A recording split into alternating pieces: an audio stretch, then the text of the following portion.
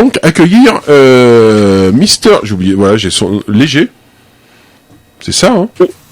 Voilà, donc coordinateur défensif des Centaures de Grenoble qui reviennent au galop. Les Centaures, ça tombe bien. Donc dans cette course effrénée pour la montée. En quoi, en D1 D1. En D1, ouais. Donc raconte-nous cette épopée formidable. Oui, bonsoir à tout le monde, bonsoir à tous les auditeurs de Radio Ça.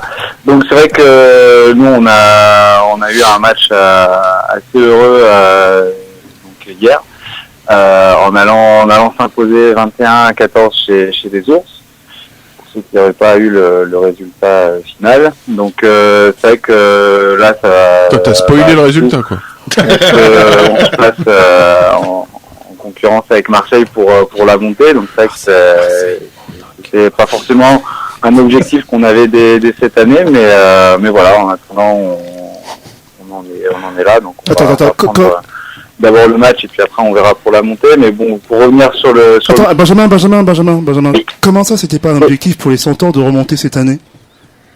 Comment? J'ai pas entendu. Comment ça c'est pas un objectif, ou c'était pas un objectif pour les Centaures de remonter cette année?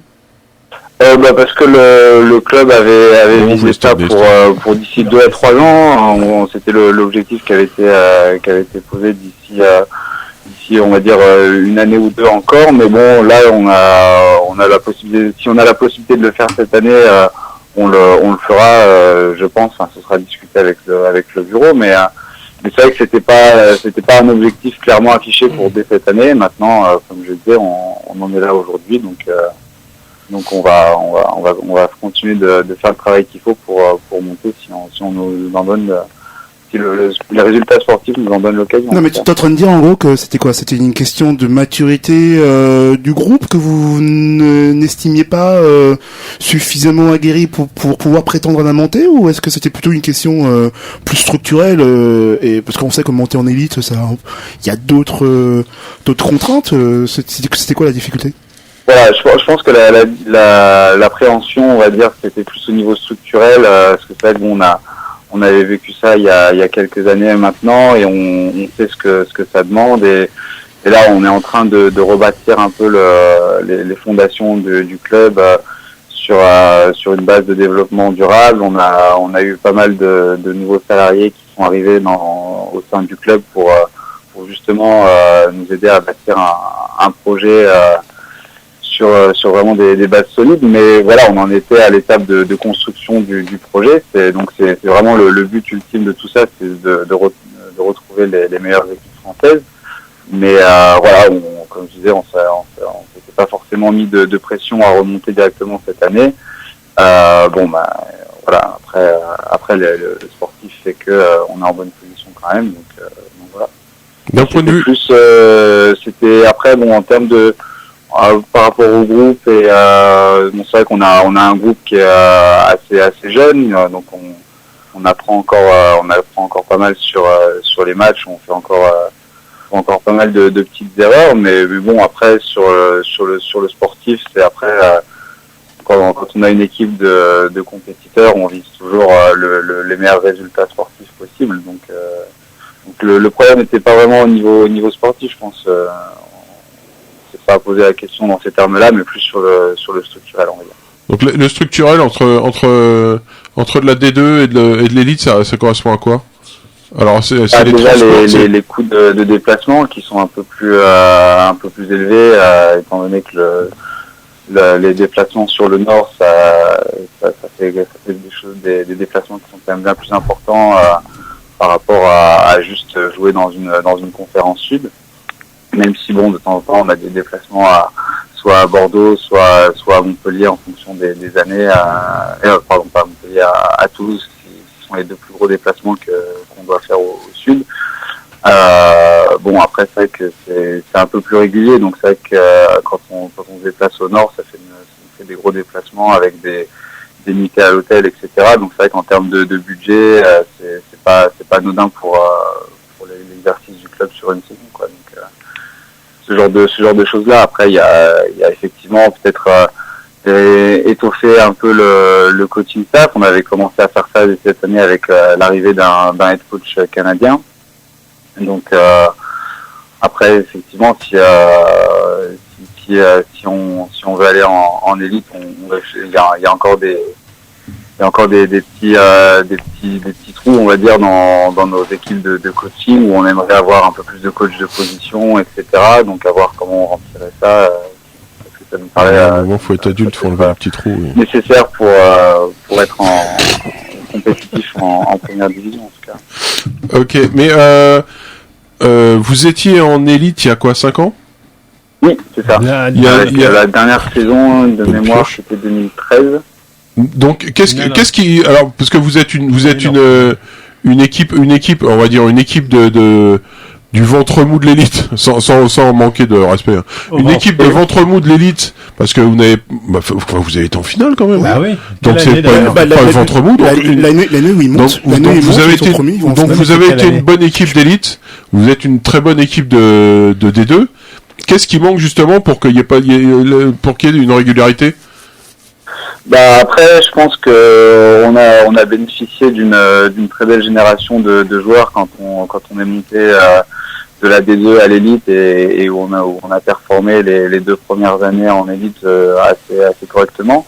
On avait à l'époque Paul Breza, Anthony Dablé et son frère Jordan. On avait plusieurs joueurs qui étaient sélectionnés en équipe de France régulièrement. Donc c'est vrai qu'on avait pas mal de talents au sein de l'équipe. Aujourd'hui, bon, on n'a pas assez de joueurs de ce talent.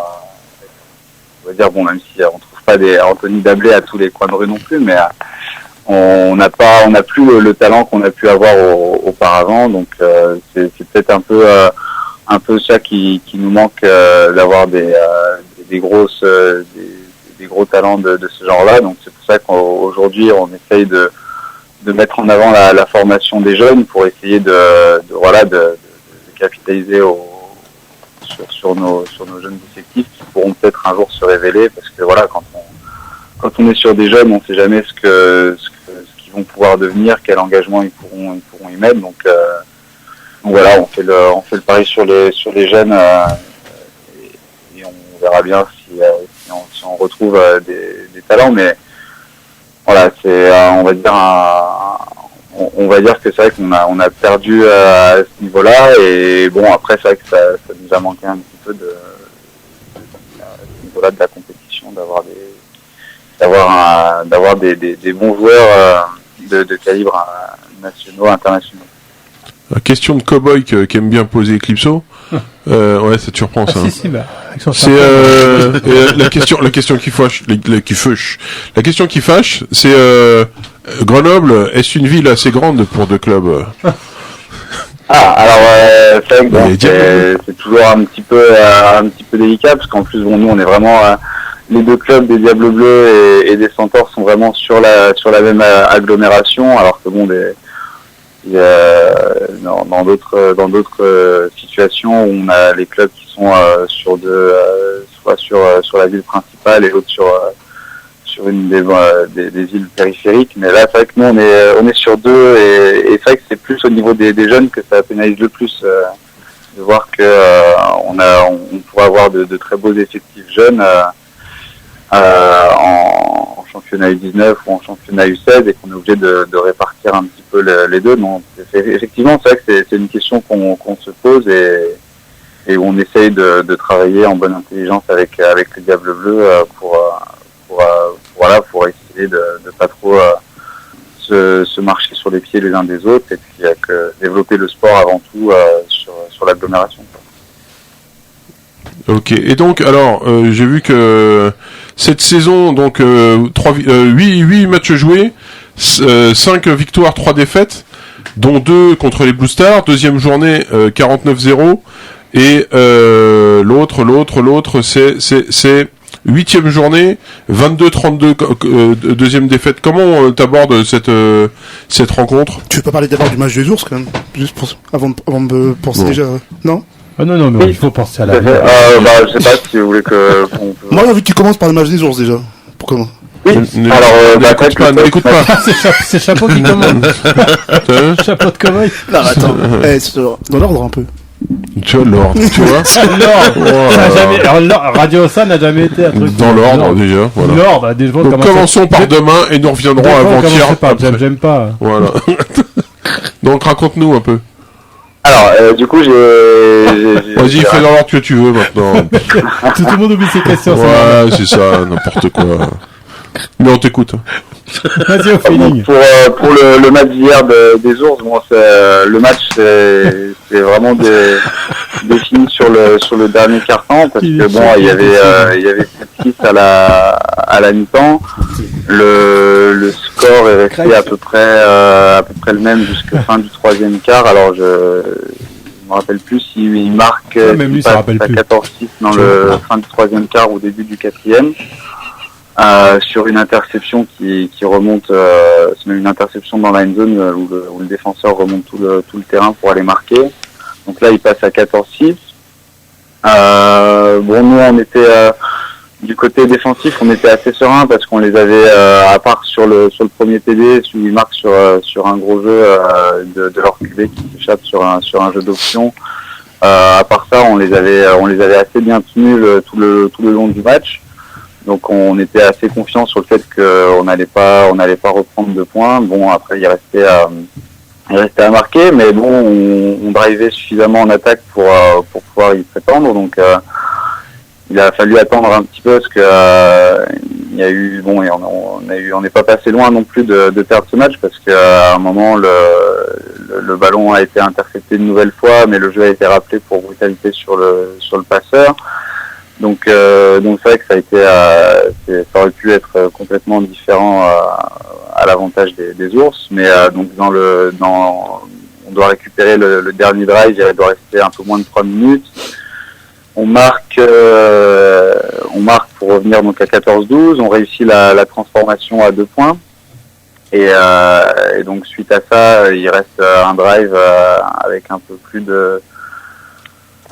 d'une trentaine de secondes, je crois, pour les Ours, et donc il à 14-14, donc il joue une screen où le ballon est arraché des mains du receveur, ce qui nous laisse un dernier drive avec une vingtaine de secondes, quelque chose comme ça, et on arrive à marquer l'ultime touchdown qui va nous faire passer devant dans les dernières secondes. Donc c'est vraiment sur la fin que tout s'est joué, parce que je pense que avec ça, dans les 2 dernières minutes, il menait encore 14-6. En gros, c'est une gestion de dernière minute du match de la part des Ours qui est juste catastrophique, quoi. Ça sera peut-être à eux de leur poser la question. Après, je sais que nous on a fait tout ce qui était en notre pouvoir pour essayer de renverser le match. Bon, après, comme je disais, ça a été une belle équipe. Ils auraient pu gagner le match plusieurs fois aussi. Bon, après, toujours dans les matchs, celui qui fait le moins de pénalités, qui prend le moins de yards ou qui fait le moins on va dire, d'erreurs un peu stupides, qui l'emporte. C'est vrai que je pense que c'était là où on aurait dû se faire intercepter le ballon et où le défenseur fait une brutalité sur notre quarterback. C'est vrai que ça nous a permis d'avoir encore quelques munitions pour tenter d'aller marquer. Donc c'est vrai que il y a eu des erreurs des deux côtés. Après, c'est à la fin qu'on fait les comptes et bon, ça tourne à notre avantage. Alors pour prendre un peu simplement numériquement, et c'est vrai que ça a été suffisamment dit dans cette émission au fil des années que les playoffs c'est un autre championnat, mais gagner ce match qui vous mène à un match de l'élite contre une équipe qui a fait une très très grosse saison, ça doit être satisfaisant pour vous quand même. Pardon, j'ai pas entendu la fin de la question. Ça doit être satisfaisant pour vous de battre une équipe qui a fait une énorme saison quand même. Tu parles des boosters, c'est ça? Non, je parle des Ours pour le coup. Des Ours, d'accord, ouais. Oui, c'est vrai que nous on avait quand même la prétention de vouloir faire quelque chose chez eux, étant donné qu'en saison régulière on s'était déjà imposé chez eux. Bon, pareil sur un match très serré où c'était un match beaucoup plus offensif avec beaucoup plus de points marqués, mais où pareil on gagne. Alors si je dis pas de bêtises de mémoire, on doit gagner quelque chose comme 35-28, juste de 7 points sur la fin de match, pareil. Mais bon, on savait que c'était une équipe à notre portée, on savait que ça allait être un match serré. Après, bon, c'est vrai que ils avaient une belle fiche à la fin de la saison régulière, alors que nous on avait 3 défaites et eux, il me semble qu'ils en avaient que 2.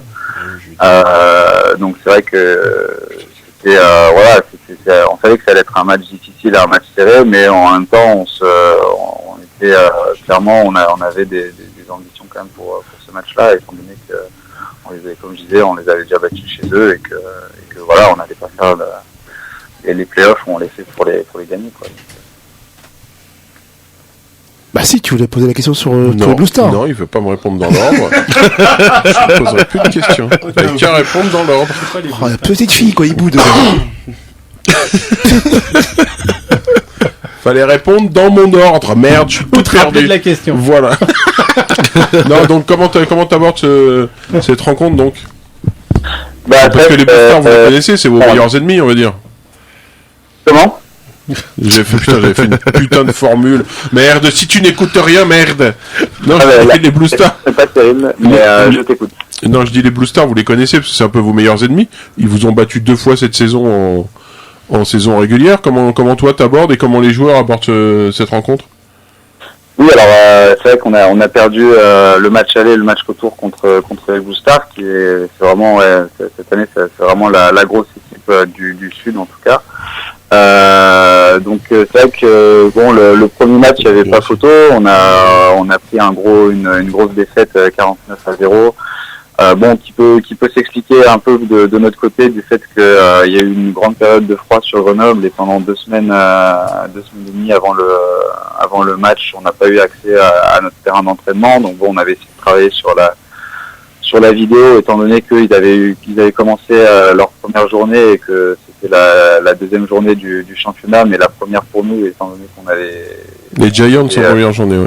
En première journée, mais ayant déclaré forfait, on n'avait pas eu de match en première journée, donc c'est vrai que eux ils avaient peut-être un match de plus pour être rodés, et nous n'ayant pas eu accès à nos terrains d'entraînement, donc c'est vrai que ça nous a beaucoup pénalisé et ça s'est vu sur le terrain, je pense. Après, on avait montré un bien meilleur visage sur le match chez nous. Bon, après, c'est vrai que c'est toujours plus facile de jouer à domicile qu'à l'extérieur, mais je pense qu'on avait quand même réussi à les inquiéter un peu à certains moments de la partie. On a réussi même dans le match à Grenoble à être devant au score à certains moments de la partie, même jusque tard dans le troisième quart. Il y a eu des moments où on était devant au score, donc je pense que si on joue à un football correct à notre niveau, je pense qu'on est capable de les inquiéter un peu. Alors après, voilà, comme tu le disais tout à l'heure, enfin je sais pas si c'est toi ou quelqu'un d'autre de l'émission qui disait que les playoffs après c'est un autre championnat, donc on va tout faire pour se préparer de la meilleure des manières. Je pense que les joueurs sont ultra motivés après la grosse victoire sur les dernières secondes contre Toulouse, donc c'est ce genre de victoire qui fait du bien au moral et où on se sent un peu pousser des ailes après des victoires comme ça. Donc c'est vrai que bon, on va y aller, on va jouer toutes nos chances, et je pense que on a la capacité de livrer un beau match. Après, ce sera le terrain qui la donnera. Question sur le chat, quelqu'un demande comment vont les 2 receveurs qui s'étaient blessés contre les Aigles. Pas mieux. Bah écoute, ils sont à l'infirmerie pour l'instant. Là, ils ont été tous les 2 opérés à l'épaule suite à ce choc-là. Donc c'est vrai que ça nous a un petit peu handicapé. C'était nos 2 meilleurs scoreurs sur la saison régulière. Donc c'est vrai que on perd deux attaquants qui auraient pu nous faire du bien sur les playoffs. Bon, après, on est une équipe qui se propose pas sur des individualités comme on aurait pu le laisser penser au vu des statistiques de l'équipe, mais on a su retrouver un peu de profondeur sur la position de receveur et avoir les armes nécessaires pour aller marquer des points aussi. Donc oui, c'est vrai qu'il y a eu de lourdes pertes, mais bon, après, ils ont retrouvé un peu le moral quand ils ont vu le résultat d'hier. Vous avez des apports à part tu m'as volé ma question. À part les coachs. Merde. Parce que tu parles d'individualité là, de fortes individualités. On sait quand même que Tu fais trop long. on va pas se mentir. Ouais, mais j'aime bien faire long, tu vois. Et après il va dire oui. on sait que les équipes sont beaucoup Dépendants. import dépendants. Et donc c'est qui vos imports? Ils font quoi et pourquoi? Et c'est qui vos dépendants? Et qui? Alors, nos imports cette année sur le terrain, on a un joueur britannique qui s'appelle Denzel Army, qui joue au poste de running back et puis de outside linebacker en défense également. Après, c'est à part lui et le head coach canadien, on a personne d'autre en termes d'import. Donc c'est vrai qu'on essaye enfin, c'est ce qui nous avait réussi la dernière année où on était monté, donc en la saison 2010-2011, si je dis pas de bêtises, ou 2009-2010. Je suis très mauvais pour les dates. Où on était monté de la D2 à la D1 sans import. Là, on essaye d'être le moins import dépendant, pour reprendre une expression. Donc voilà, on essaye. On a eu l'opportunité d'accueillir Denzel, mais voilà, on n'a pas souhaité aller chercher d'import nord-américain ou autre. En termes d'organisation et de structure, je me trompe pas, mais il me semble que... Ah, tu voulais poser une question? Non, je voulais jeter ma feuille un peu. Il a le droit de jeter sa feuille. On peut même plus jeter sa feuille, quoi.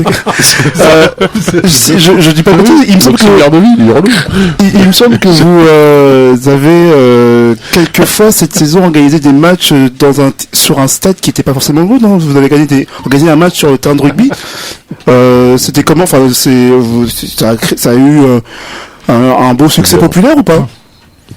Oui, alors donc on a eu l'occasion de jouer 2 matchs de saison régulière sur le stade Les Dillères, donc qui était l'ancien stade utilisé par le FCG, y compris en top 14.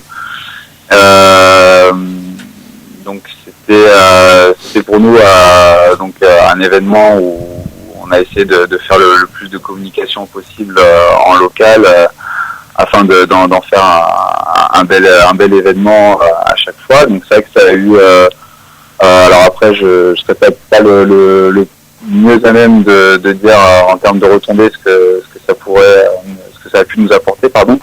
Mais c'est vrai que sportivement c'est toujours agréable de jouer dans un des plus beaux stades de la ville. Bon, c'est vrai que maintenant c'est plus le plus gros stade puisqu'ils avaient construit le stade des Alpes où joue maintenant le GF38 et le FCG en rugby, mais ça reste un très beau stade de l'agglomération, et c'est vrai que c'est toujours agréable de jouer dans un environnement comme ça, et ça permet de faire parler du foot US en local. Donc c'est vrai que c'est toujours des événements importants dans la vie d'un club. Donc, ça sonnait pas un peu creux pour le football américain?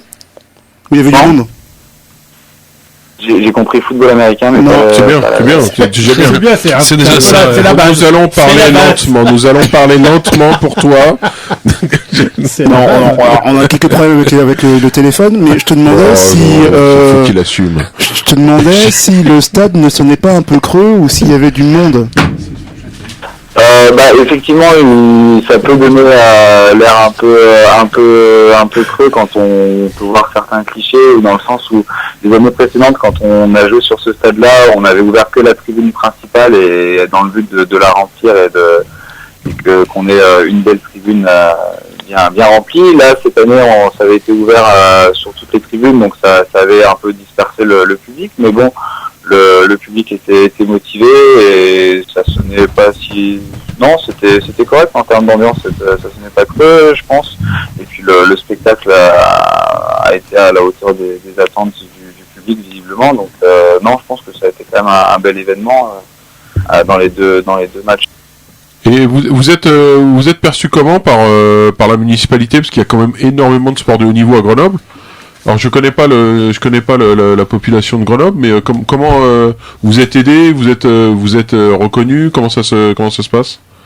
Là, les dirigeants ont fait un très gros travail ces dernières années pour avoir donc de plus en plus de reconnaissance de la part de la mairie. Donc ça se voit dans dans les accords, dans les terrains d'entraînement qu'ils nous octroient, que ce soit pour le foot américain, le cheerleading ou le flag, on arrive de plus en plus facilement à avoir des créneaux d'entraînement pour le développement de nos 3 sections. Donc c'est vrai qu'il y a eu un gros travail des dirigeants bénévoles de fait de ce côté-là, et on accède de plus en plus à une crédibilité auprès de la mairie. Après, bon, on n'a pas encore pignon sur rue non plus, mais bon, parce que c'est vrai que le rugby et le football sont des sports majeurs sur la ville. On a aussi le hockey sur glace, donc c'est vrai que on est après, comme tu le disais, après d'autres clubs de haut niveau sur l'agglomération, mais bon, on a de plus en plus de considération, et on va continuer de travailler, de continuer à montrer patte blanche auprès des institutionnels pour pouvoir se développer encore plus. Patte blanche pour un centaure. Ouais, ils sont sentis des ailes et il n'y a pas de blanche. C'est une bonne expression de centaure, quoi. Ah, ça a été un sabot blanc à la limite c'est pour ça, un centaure. Voilà. Te sentir pousser des ailes, je trouvais ça super, moi. On avait compris, sabot blanc, patte blanche, c'est un peu pareil. C'est le même style. C'est bon. Non, mais bien joué, hein. Tu nous l'as fait. Le gars, il reste fidèle à son étendard, quoi. Bah écoute, j'ai envie de te dire merci. Dis-lui. Merci. Et puis on te dit merde pour cette finale qui aura lieu le 3 ou 4 juin. Voilà, c'est ça, on attend la convocation, mais c'est ce week-end-là, le week-end du 3-4. D'accord, et ça se passera à Marseille, donc. À Marseille, très probablement. Après, c'est pareil, je sais pas dans quel stade le gagnant rencontre le gagnant de Non, il y a pas de Non. Ah si. Si, il y a la Si, bien sûr. Oui, c'est la finale de conférence Sud. Le vainqueur de la finale de conférence va monter en élite, Ouais, c'est ça. et Et ça ensuite, affronte ensuite pour le titre. ensuite, il y a une finale Les deux nationale. vainqueurs nord et sud montent. Oui, C'est ça. C'est ça, ouais. C'est ça. Et après, Ok. en fait, la finale sert à rien. c'est le titre. Le titre, monsieur. Ouais, c'est Il y a ça. le titre, Ouais, c'est ouais. ça. C'est pour dire que t'es champion des deux, quoi. C'est... Ouais, mais pas tu montes, donc on Ouais. s'en fout. Bah, le titre, quand Ah même. non, le titre, il fait plaisir. Moi, je l'ai eu, il fait plaisir. Ouais, alors toi, ton avis là-dessus, ça a toujours été un truc hyper polémique, en fait. Ah bah ouais. Non, bah, c'est vrai que avoir le trophée, rapporter le trophée à la maison, c'est quand même Mais attends, assez juste une excitant, petite donc question. ouais, il faut le gagner. Ouais. La montée, c'est pas tout après. Une petite Il question. faut ramener le casque d'or. Tu préfères avoir le titre ou monter si t'avais le choix? Les deux. Ça, non mais ça, c'est un ou l'autre. Ouais, c'est difficile. Ouais. Je pense que en tant que compétiteur, dire qu'on a fini premier, et donc avoir le titre, Ouais. c'est à titre personnel là. Mais ouais, avoir le titre. D'accord. Ah, moi, c'est pareil, je pense. Parce que du coup, ça veut dire que tu sais pas entre les deux équipes qui ont fini première, qui est vraiment la Et toi, meilleure on de sait, les deux, tu quoi. finis dernier, toi. Arrête un peu. Faut pas écouter. oh là là. Ne demande pas des trucs, on Tu a vas rien. jouer avec Dieu, il est pas content. T'as rien compris, là. Ah, mais juste avant qu'on lui dise au revoir, moi j'aimerais juste faire une dédicace à un ancien élève qui est là-bas, Sébastien Roucham-Leroy, qu'on appelle Frottman, enfin on l'appelait Frottman au Il est parti à gladiateur. cause de Hugo. D'accord, bah, nous on l'appelle papa parce que il a eu son petit garçon Ouais, il y a pas longtemps. ouais, donc, Pourquoi Frottman, c'est un peu curieux, quoi. Ah, Frottman, de c'est le surnom, c'est... Histoire de douche. Frottman, ouais, c'est un peu... Ouais, c'était son surnom, les Bah, il a lecteurs. un enfant, donc bon. Bah oui, il a peut-être adopté. Voilà. Bah, Bon, en tout cas, est-ce que en dehors des mœurs bizarres des anciens gladiateurs, est-ce que t'as une dédicace, un tac tac t'as vu, si la famille, Si, la famille. ouais, hein. Passe le bonjour de ma part à Laurent Lambert si tu le vois. Ouais, très bien, j'y manquerai pas. Concernant une dédicace à toute la famille Centaure, la diaspora, parce qu'on a des anciens Centaures un peu partout dans l'Hexagone et ailleurs, donc voilà, une grosse dédicace à tous ceux qui sont passés avant moi par le club et que je salue bien cordialement. Et vous restez en contact avec Dablé? Oui, il est revenu à Grenoble faire un petit coucou avant de repartir aux États-Unis. Non, oui, on a des contacts toujours avec Anthony. Ouais. Et son frère a arrêté. Son frère est plus éligible pour jouer au Canada. Alors après, ça fait un moment que je lui ai pas parlé, donc je connais pas ses projets pour la suite. Mais bon, peut-être s'il reviendra, s'il revient un jour en Europe, peut-être qu'il reprendra le football. Je sais pas. On va lui demander. Ok. Ok, bah écoute, merci beaucoup. Merci à vous encore une fois et puis à très bientôt. Merci, bon courage pour les finales.